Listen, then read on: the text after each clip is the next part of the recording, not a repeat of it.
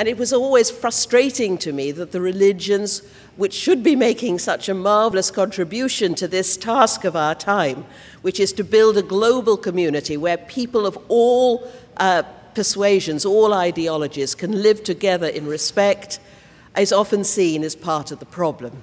So that's why when I won the TED Prize and was given a wish for a better world, I asked TED to help me create the Charter for Compassion. And that is, people are hungry for it.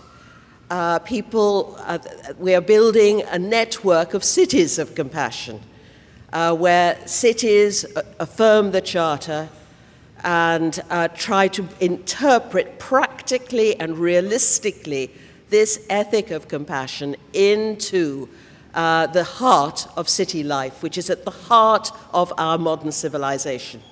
And so far, 8 cities have declared, and 80 cities are now worldwide going through the process. Pakistan is one of the leaders of the Charter, and they're concentrating there on education.